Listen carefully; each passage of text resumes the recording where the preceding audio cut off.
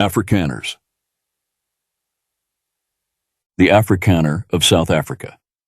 This short summary of their history comes from the book, The Vigilantes of Christendom by Richard Kelly Hoskins, 1990. The subtitle of this book is The Story of the Phineas Priesthood.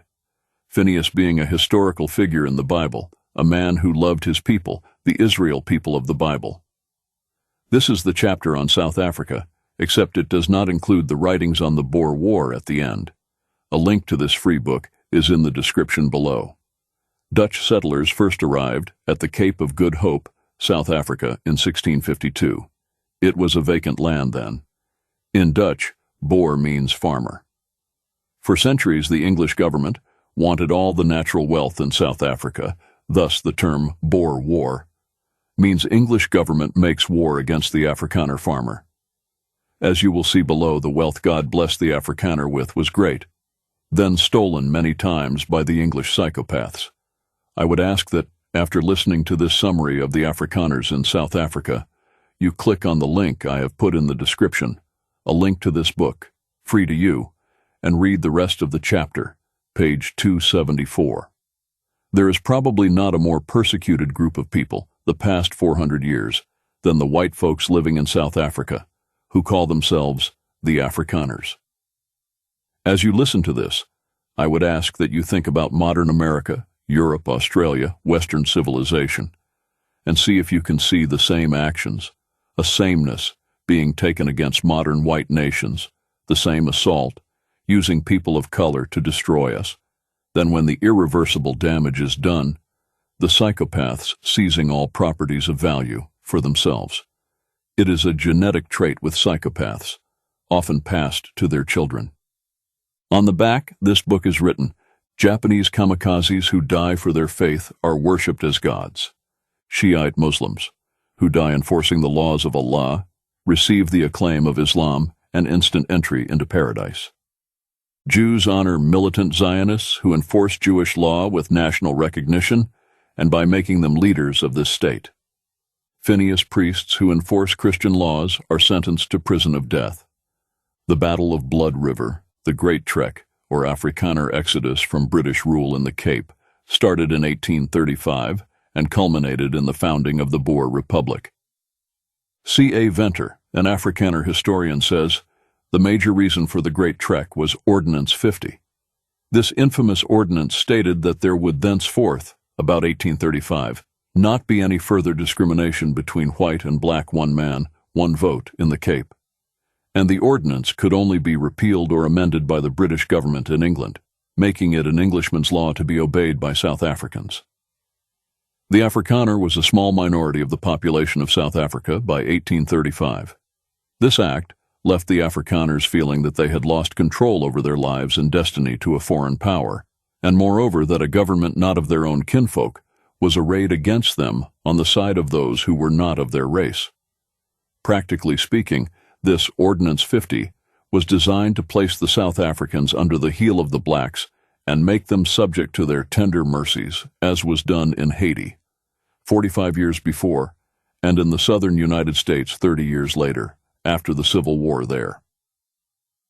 Unable to survive under such conditions, the Afrikaners abandoned their businesses and farms, which were quickly grabbed by the British authorities for their own use, loaded their wagons, and started their now famous trek into the virtually unknown lands to the north. They were pioneers moving into new country. When camping for the night or when in danger, they arranged their wagons in a circle. This circle of defense was called the laager. The historic Battle of Blood River made the laager synonymous with survival, solidarity, and victory for the Afrikaner. This battle was fought on the 16th of December 1838. It followed after 7 days of prayer and pleas for intercession to the Almighty, in which the Afrikaners beseeched the Lord to give them the victory in the pending attack by Dingaan and his 30,000 Zulu warriors, and to preserve them, the Afrikaner, as a nation. On the morning of December 16, 1838, under the leadership of Andries Pretorius and Sorel Cilliers, a covenant was made with the Lord. It reads as follows: My brothers and fellow citizens, here we stand in the presence of the Holy God, Creator of heaven and earth, to make a vow unto him, that if his protection shall be with us, and he give our enemy into our hand, so that we might be victorious over him, that this day and date every year shall be spent as a birthday and a day of thanksgiving, just as a Sabbath is spent, and that we shall erect a temple to his honor, wherever it will be pleasing to him, and that we shall also instruct our children that they must also share in it, as well as for our generations yet to come. Because the honor of his name shall thereby be glorified, and the glory and honor of the victory shall be given him.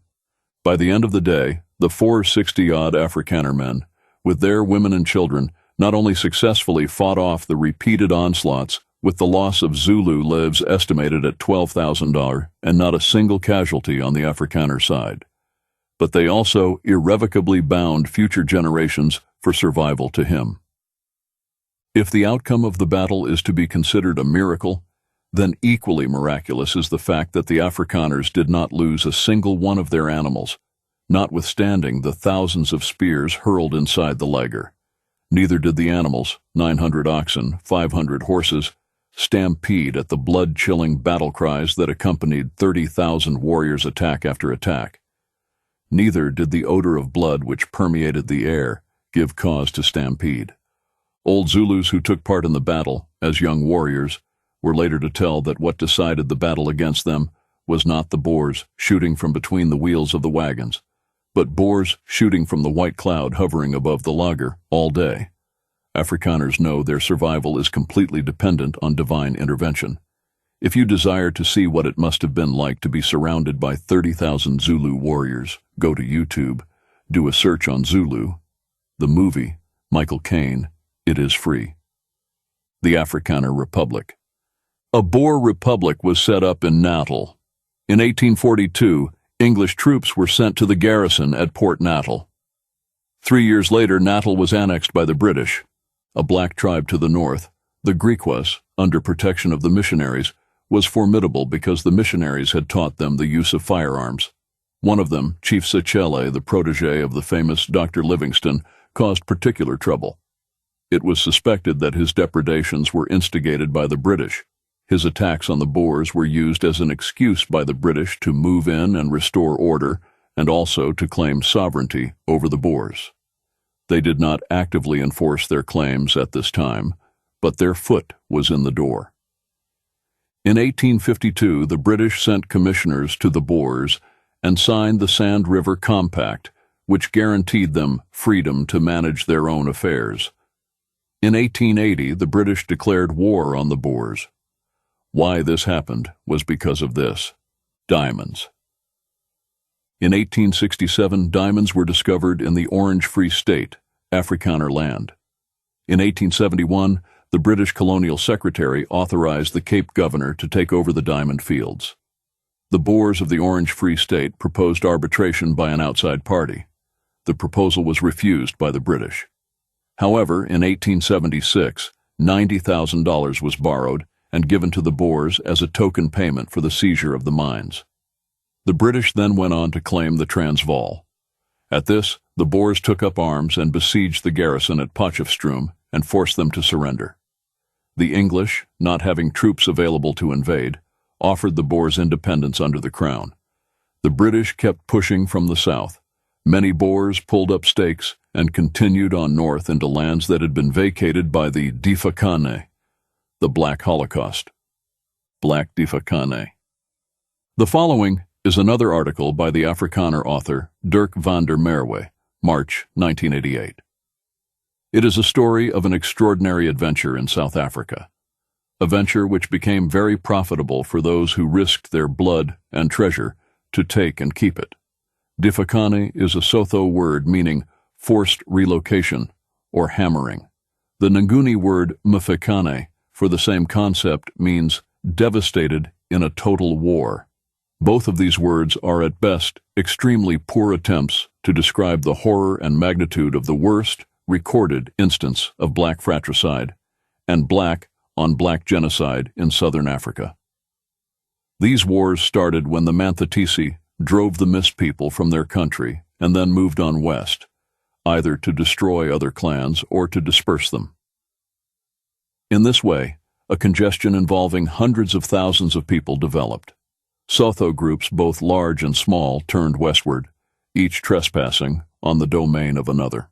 Powerful armies annihilated their weaker neighbors, confiscating their possessions and moving on, knowing full well that if they loitered, they too would be attacked by wave upon wave of people advancing from the east. Mfecane hurled the Sotho people into a maelstrom of destruction until eventually an estimated 28 distinct clans disappeared, leaving not a trace of their former existence. The Mfecane exhausted itself by 1829. In its wake, the once proud Sotho nation, a devastated ragtag mob. The victors' mop-up policy was simple. That which could not be consumed on the spot was burned, slaughtered, raped, wrecked, or murdered. With crops burned and herds obliterated, cannibalism became a necessity to survival. Vacant land, the Mfecane also left the region north of the Orange River, South Africa, an uninhabited wasteland, littered with the ruins of burnt-out kraals and the multiplied thousands of sun-bleached skeletons. A wilderness ready for the taking by whomever would settle and claim it as their home. 7 years after the Mfecane came to an end, the Boers, emigrating from the British rule in the Cape Colony, entered this uninhabited region and claimed it as their property. They brought a religious and moral ethic, that all should live in peace, and that the weak were worthy of protection. The enforcement of this ethic by whites has, until now, prevented a reenactment of the Mfecane in South Africa. Gold. In 1886, gold was discovered in unbelievable quantities on the Waltwater Strand, whereupon the hated English, with Frenchmen, Germans, Jews, and others, Rhodes himself among the first, came flocking into the Transvaal to exploit the El Dorado, the gold fields on Afrikaner land. Cecil Rhodes, part of the international money establishment, determined to take the whole thing if he could. First, he claimed all the land ahead of the march of the Boer settlements. This immense tract he planned to claim and develop for the establishment, with himself holding it in fief as a prince, with the whole thing bearing his name, Rhodesia. He then planned a coup d'etat to take the gold mines in the Boer state at one fell swoop. He financed a heavily armed column of horsemen to storm Johannesburg and take over its government, much as John Brown had been financed by banking interests to foment revolution in the United States. In modern times, many of the world's brightest attend Oxford in England, becoming a Rhodes Scholar in the image of Cecil Rhodes, as did Bill Clinton, Pete Buttigieg, James Fulbright, Dean Rusk, and many more famous people. Jameson, administrator of his Rhodesia development and later Prime Minister of the Cape, led heavily armed troopers to Johannesburg. In so doing, he rode into a beehive, something more than he could handle. 4 days later, Jameson and his men were backed to the wall by half his number of irate Boers and forced to surrender. His captors graciously spared their lives. The Jameson raid failed, but there were other ways to claim the gold fields. A great many English worked at the gold mines. The rights of these newly arrived miners suddenly became a great concern of the mine owners, who had never before cared about anyone's rights but their own. They quickly organized a reform party, which called upon England to handle their disputes with the Boer government. Captain Mark Phillips's book, With Rimlington, London, Edward Arnold, 1909, p. 105-106, includes this letter. As for the Uitlanders, English gold miner workers, and their grievances, I would not ride a yard or fire a shot to right all the grievances that were ever invented. The mass of Uitlanders, the miners and working men of the Rand, had no grievances. I know what I am talking about, for I have lived and worked among them. I have seen English newspapers passed from one to another, and roars of laughter, roused by the Times telegrams about these precious grievances. We used to read the London papers to find out what our grievances were, and very frequently they would be due to causes of which we had never even heard. No, the Uitlands the world has heard of were not these, but the stock exchange operators, manipulators of the money market, company floaters, and gamblers generally. A large percentage of them Jews. They spoke for Johannesburg, had the press in their hands, worked the wires, and controlled and arranged what sort of information should reach England. When the proper time came, grievances, such as would arrest England's attention and catch the ear of the people, were deliberately invented. There was no way to deal with British political hacks. They served their masters. The hacks, however, could do nothing without the acquiescence of the British people. It was the British people who would have to send their sons to force a 5-year voting period on the Boers, while at the same time claiming the gold mines for the bankers. Like the average American, the unsophisticated, straightforward Boers had not devised a way to deal with a hostile media, whose lies and distortions were poisoning the English people against them. Instead of shutting its mouth and becoming sole spokesmen for themselves, they allowed reporters of an alien press the freedom to roam the land and ruin it. In their extremities, the Boers went to great lengths to list their rights and publish them in a book. This effort by Michael Davitt is in my hand right now. According to the card, it is the first time in 50 years that anyone has removed it from the Jones Memorial Library. And it has been 90 long years since the media-fomented war ripped South Africa apart. The Boers had not wanted the Uitland or outland miners in their lands, gold or no gold, but they were there. Once there, the British government extended their protection over them and, to weaken Boer power within their own nation, demanded that the Boers give the newcomers the vote. To prevent war, the Boers arranged for the Uitlanders to vote after a residence of 7 years. President Kruger repeatedly requested these disputes between Boers and British be arbitrated. Every time he was turned down. In a document found on a captured British officer soon after at Dundee, it was discovered that war had been decided long before by England. At the very time the discussions were in progress between Kruger and the British representative, plans were underway for a British army to invade both the Free State and the Transvaal. The British quibbled about the South African insistence that new voters have a 7-year residency. They said that the time was too long and that the gold miners must be allowed to vote in 5 years. The Boers agreed, but they began to realize that the British were only delaying matters until their troop ships on the high seas could land thousands of additional men. The British were not bargaining in good faith, so attached to their agreement to allow only a 5-year residency for Uitlanders to vote. Note to the listener of this audio, there are movements in America today to give the vote to the illegal alien. If the British would not accept the latest Boer concessions of the 5-year voting limit with these 4 conditions attached, the South Africans would assume that the British were delaying until their armies had grown large enough to overwhelm them, and that Britain had determined on war. This was the British declaration of war.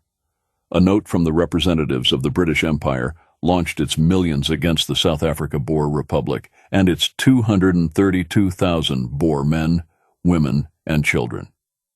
Notice to the listener. At the end of this chapter on the Afrikaners' history in South Africa, Mr. Hoskins has this chapter ending with the Boer War, meaning the war against the farmers of South Africa by the English hierarchy, the psychopaths that wanted all the wealth of South Africa for their own to steal it. Click on the link I have in the description of this video. Go to page 274.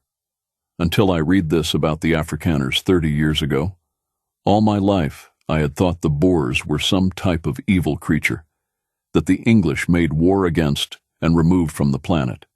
The controlled information flow is the same here as it was in England, the same that helped destroy South Africa, the same that has destroyed America with open borders and insane social and political promotions.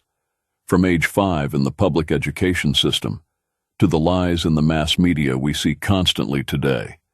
There is much to learn, for we Americans, from how the deep state stole everything from the white South Africa Afrikaners. My concluding thought is that the Afrikaner people are sheep, and for almost 400 years have been feasted upon by psychopath wolves and wolves in sheep's clothing. We Americans are much the same. We are sheep by nature, and the loss of our nation is now in fast forward, and only we can stop it.